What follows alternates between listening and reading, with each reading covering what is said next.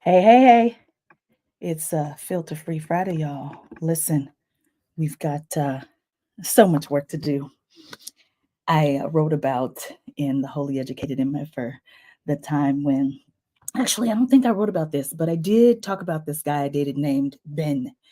And once Ben was trying to get me to talk to him, and to do so, he came into my home. He had access and he stole all my shoes. I know my life sometimes sounds like it's just an absolute hot mess. Um, but I have about 100 pairs of shoes. And so when I called the police, they just asked me for his phone number and they called him. And when they called him, they said, look, we're just going to estimate that each pair of those shoes is 50 bucks. And when we do that math, that makes the shoes you took, the dollar amount is a felony. So, do you want a felony for stealing this woman's shoes, or are you gonna bring this woman her shoes back? And he brought my shoes back while the police were standing there, and I was incredibly embarrassed because my neighbors were all outside, of course. I'm getting this bag of shoes, taking and it would talk about inconvenient to put all your shoes back. But what I think is very, very interesting about how we are talking about felonies right now, and because I have a decent number of people in my life who have who are who have been convicted felons. And to the person, with the exception of maybe one, none of them had jury trials. It was not advisable. In fact, to the person, they were advised to take a plea deal.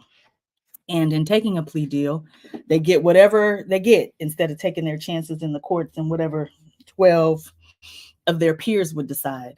And what I think is interesting is I don't know if you remember the story of Khalif Browder, but he was accused of stealing a backpack in New York and he did not do it. And he refused to take a plea deal.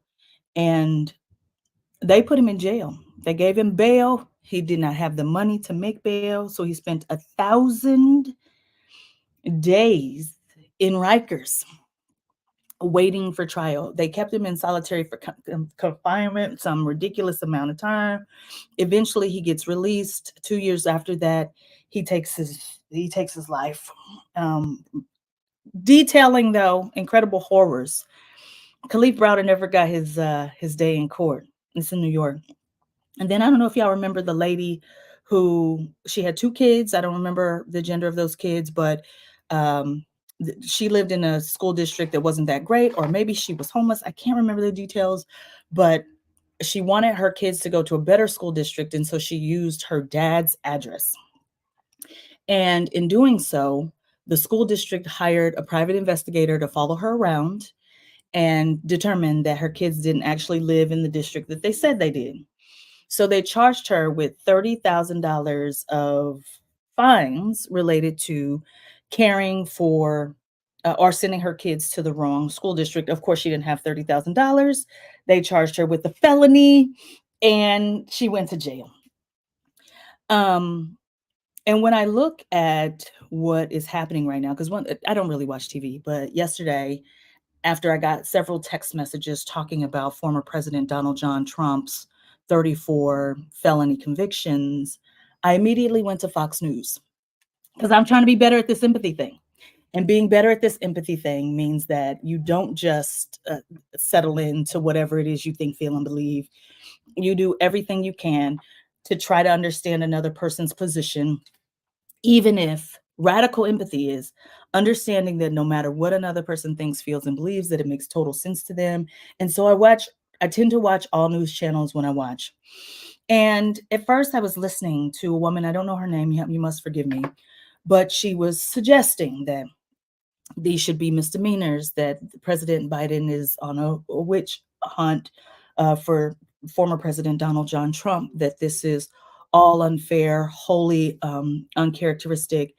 And all I can think about is how I'm terrible at this empathy thing because I ended up turning off the sound and just watching her and using my biases without sound. She was blonde hair. She was smiling. She had blue eyes. She was very emphatic in what she was saying. Whatever it was, because I couldn't hear it anymore. She just looked convincing. And I feel like right now, there's no way I would go to court wearing this, right? Like, I feel people make these suggestions that people should be able to wear what they want. You should be able to wear what you want. But when I show up on Filter Free Friday every week, I look very different than I do when I show up for work. And people's immediate reactions to how you respond or how you appear, they can't turn that off. It's this part of what's going on in the brain. And I just couldn't help but think about what it looks like when somebody is trying to return to normalcy after being convicted of a felony, either one they did or they didn't because they took a plea deal and they didn't want to take their chances. In several states, you lose your right to vote until you can pay back your fines. So, in the case of the woman with the school district thing, till she paid that $30,000 back, she wouldn't be able to vote. Clearly, you can't have a firearm. Here in the state of Missouri, you can't hold or serve in public office if you have a convicted felon. If you're a convicted felon, you can't. I don't know if you know this, but you can't get TSA pre-check. It don't matter. Your felony. I was listening to a young man this morning who said his grandmother, his mom, and his dad were convicted felons, and he didn't say why. What it could have been still in the still in the backpack. It could have been taking somebody's shoes. It could have been sending your kid to the wrong school district. Doesn't matter if you did that 40 years ago. You can't get TSA pre-check. You ain't gonna make the clearance. Um, People can't get loans, certain benefits. Doesn't matter how long ago the felony was. And think whatever you want to think about 34 felony convictions. All I know is former President Donald John Trump did not get criminally charged with raping E. Jean Carroll. But the woman didn't get that $800 million lawsuit, whatever the actual number is, if somebody knows it, because he didn't do it. The judge said, yes, Trump was found to have raped E. Jean Carroll. That wasn't enough. That wasn't enough for people to say, we want conservative leadership. We want people who believe in everything in the conservative mandate, the Leadership Promise Project 2025. We want somebody like that. But they can't be a rapist, right? Like, that was not enough. And so I read this book several years ago. It's called Never Split the Difference by Chris Voss. Chris Voss is a hostage negotiator. If you don't know, he has a new book out. I haven't read it yet, but people are often surprised that my TED Talk was titled What a Pimp Taught Me About Empathy. But it was this book that made me think of Brad the Pimp, who used to live across the street from me, because what Chris Voss helps you to do, this book is about selling. But my key learnings from this book were not about selling. It was about understanding what tactical empathy is. And tactical empathy in general, except for compassionate empathy, does not include caring for another person in any way. Cognitive or mental empathy just simply means that I understand what another person thinks, feels, or believes. Affective or emotional empathy just simply means that I understand the emotions you feel. I understand the emotions you feel. I might feel those emotions too. When I think about somatic empathy, or what happens in the body, you eat a lemon, my mouth waters. These things are real. But tactical empathy I had never heard of, even though I had experienced it. In tactical empathy, Chris Voss describes it this way: it is using what another person thinks, feels, or believes to get them to do what you want. I'm going to say it again. Tactical empathy, based on how Chris Voss describes it, is understanding what another person thinks, feels, and believes to get them to do what you want. And what I think is amazing about that concept is that it actually is very dangerous. If you consider what some of the world's most nefarious actors have been able to do because they understand people being afraid, they understand people not having enough, They understand people looking for someone to blame, that they can use that information to get people to do some of the most heinous crimes. I'll elevate Adolf Hitler for just a second. The man was in power for only 5 months. His hair was brown, his skin was dark, his eyes were brown, and he convinced a sizable group of people that blonde hair, blue eyes, lightest of skin was superior, even though he did not have it. And he started it by sharing a narrative and talking about people in ways that reduce their humanity. And while I'm talking, I realize that I'm doing the thing that never gets people to change. I'm sharing facts. I'm an academic. I tend to love facts. So this morning I'm listening to CNN. This dude, he's going hard, right? Contrast him with the lady from last night. He's going hard. He's upset. He doesn't have gravitas. He's like elevated. He's almost mad. And I turned the sound. I was listening to him for a bit, and then I turned the sound off. And I'm watching him. He's red. He's sweating. He's flustered. His clothes are a little disheveled. It doesn't matter what he's saying. People don't believe him because he doesn't have gravitas. And so when I go back to this little book, Change or Die, Can You Change When Change Matters Most? This guy, Alan Dushman, what he helped me to understand is that facts and force never gets anybody to change. And I'm telling you, I want you to imagine a world, and I know this is hard for people to imagine, but here in the US, we have tried to convince folk that there are certain people who have less intelligence or more prone to violence or more likely to be sick because of some fault of their own. Let me tell you one thing that God knows. You do not have to make it illegal for me to read if you think you're smarter than me, because it wouldn't matter if I read, right? And we have to remember, like, empathy cannot sit on the bed of two things: one, hypocrisy, and two, ignorance. I'm going to watch what you say and watch what you do, and then make my determination based off of that.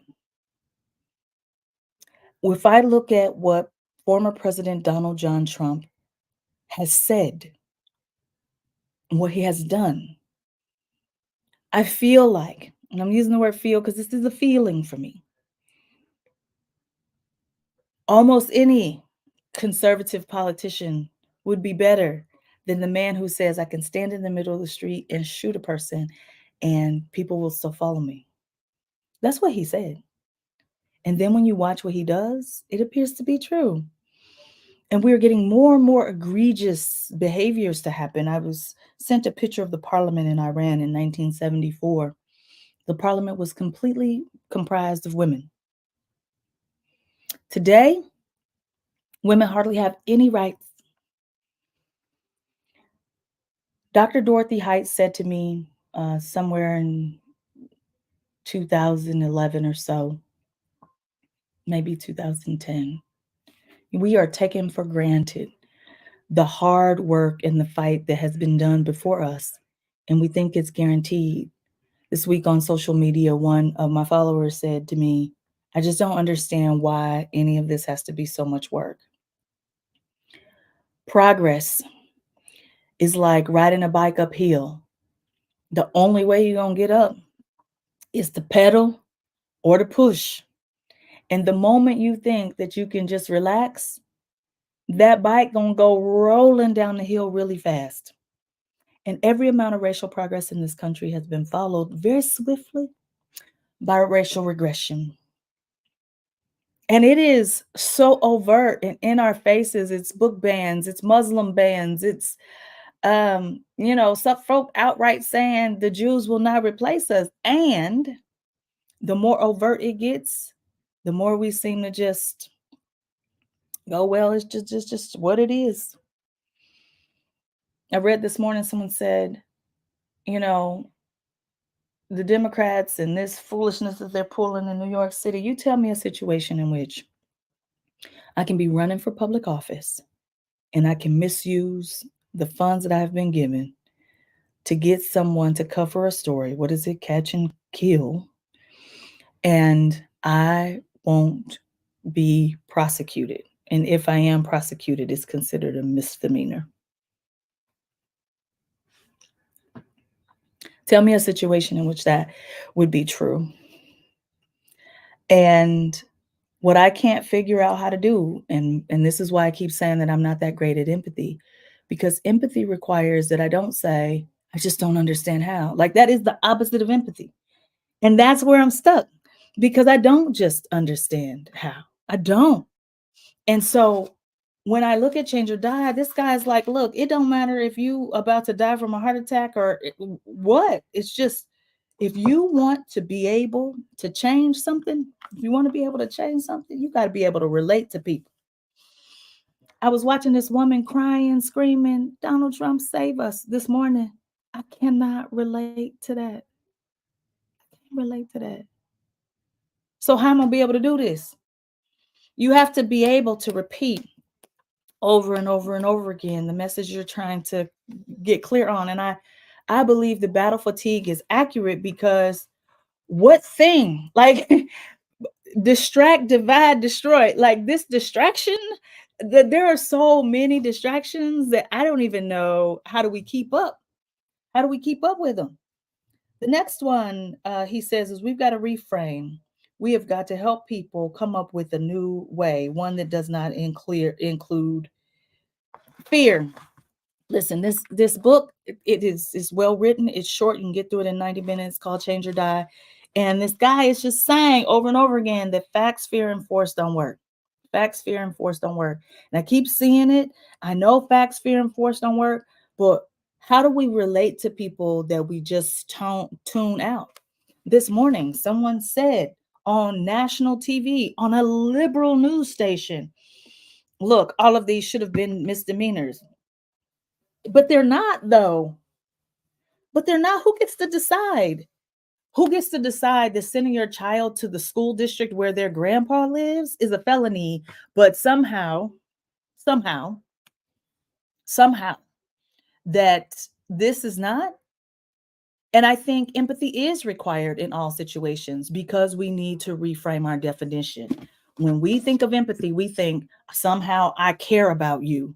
I'm telling y'all, this hostage negotiator, his method, his tactical, empathetic approach to get people to release hostages, understanding what a hostage taker thinks, understanding what a hostage taker feels, understanding what a hostage taker believes, helps him get hostages released. It is the same tactic that Brad the pimp, who was my neighbor who grew up across the street from me, he knew exactly who he could put on the street on the corner. How did he know that? Because he understood people well. He read the room. He chose to be effective over being right. My mama didn't have no problem sending me over there with food for his mama. You know why? Because my mama knew that Brad knew how to read the room. He knew who not to touch. Because my mother knew that I had brothers who wouldn't mind going to jail if Brad did something that he wasn't supposed to do to me. She didn't have no problem sending me over there. Brad knew when I tell people that pimps are some of the most empathetic people in the world, as are politicians, as are preachers, as are the people who sell you shampoo, because they take the information of what you think, feel, and believe and use it to get you to do exactly what they want. How else can you describe somebody who works all day and then gives their money to somebody else who is going to abuse them? He has to understand that person very well. And for all we have related to innovation, the way we can create and make and care for, what we don't have is that strategic thinking that gets outlines in books like this that are about selling. This book was about selling. It taught me nothing about selling that I could really use because I don't sell in this way, but it taught me everything about how do you get somebody to do something that they probably would never do because you understand them.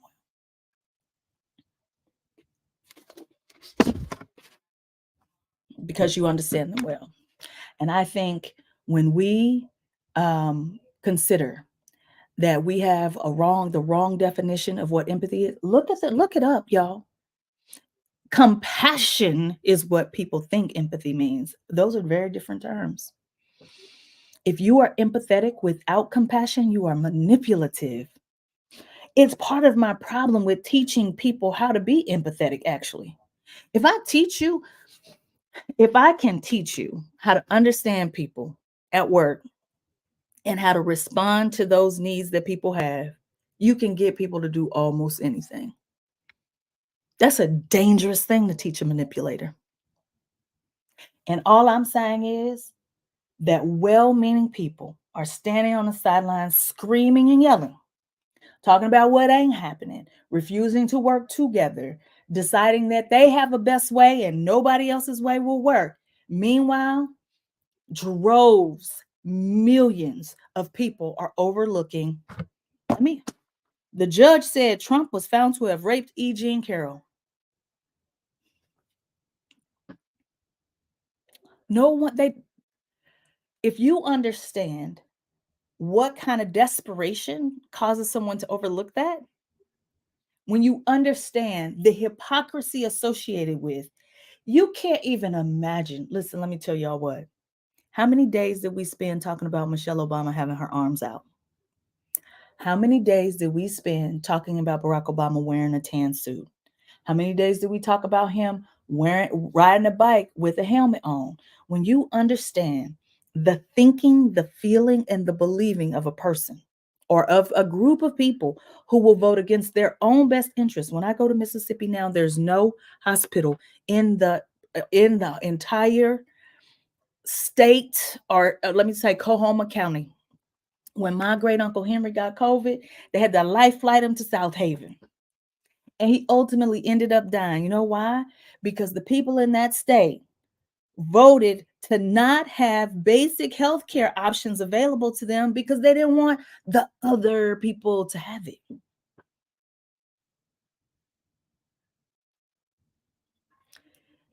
If you can't understand that, how do you solve this problem? How do you solve this problem? But I'm in these circles that are full of intellectuals. And in these intellectual circles,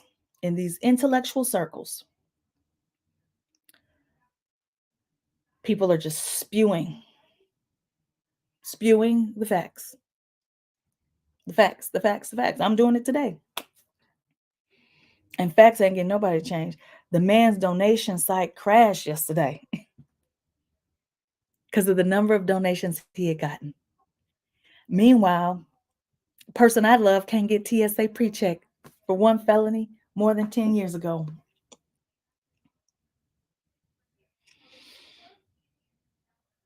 And the more I lean into, I just don't understand, the farther I am away from empathy, actually.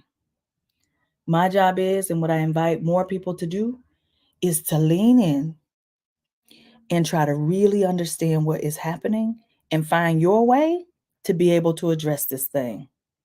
Because for every single civil liberty that we have, those of us who are marginalized, left out, and left behind, for every single one we have, it is because a small group of people, not hundreds. You know, when I think back to the Black Panthers, I remember I used to think there's got to be thousands of people. 300. That is a small group of people who decided, you know what, we're going to feed people. We're going to create before school programs, after school programs. One of the first examples I've ever seen of culturally responsive leadership that I know of. And what happened? When you understand, then you understand why they had to be killed. And so when we do things, because I remember in 2016, I wrote a book called Lively Paradox, Authentic Perspective on Issues of Diversity and Inclusion. And I wrote that book because specifically I was like, look, y'all, this conflation that we do, where we take racial equity and mix it up with diversity and inclusion, and we cause people to think that they not all diverse, that everybody not diverse. You don't get to call me diverse. Different from what? Different from, okay, so white is normal and I'm different from? Is that what you're saying? Like, you're not about to say that. You're not about to get away with that with me, because everybody brings difference to the table. And your difference and my difference are treated differently, but you different too. You different from me. You're different from me. And so when I think about what it might look like to have,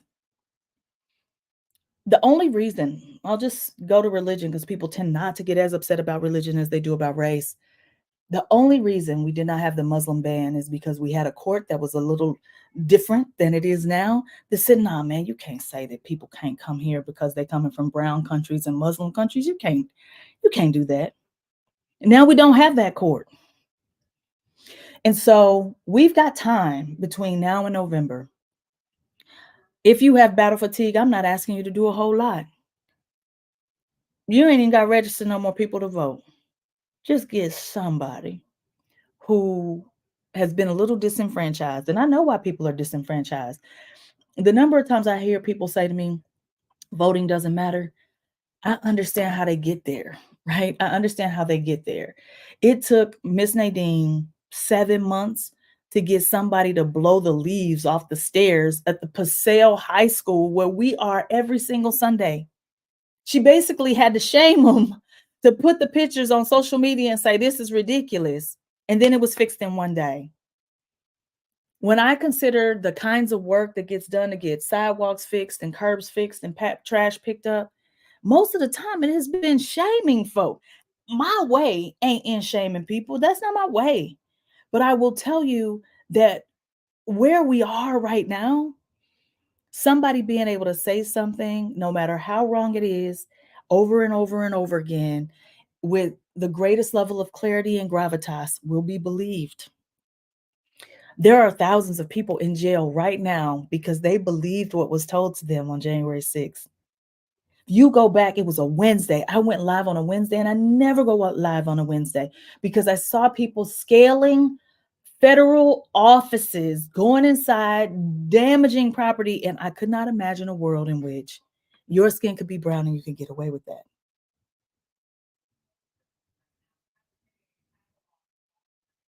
Where can you get away with that? This is what we are up against. So for the person who feels like they're disenfranchised, here's what I'll tell you. I'm not a fan of calling the police on people, but I sure call the police on Ben because I wanted my shoes back. And when sometimes when you don't have the ability to manage a situation on your own, you got to call in the justice system. And not only do we have this particular lawsuit, and I would argue it's probably not the one that we should have started with. He's got the one in Georgia. He's got another one in DC. He's got another one in New York. And at some point, my hope is that the people in the middle will be moved enough. Because I get it. I have never been a fan of picking the best of two evils. But let me tell you what I ain't going to do. Sit down, let my bike roll down the hill. It's Filter Free Friday, y'all. We got plenty work to do.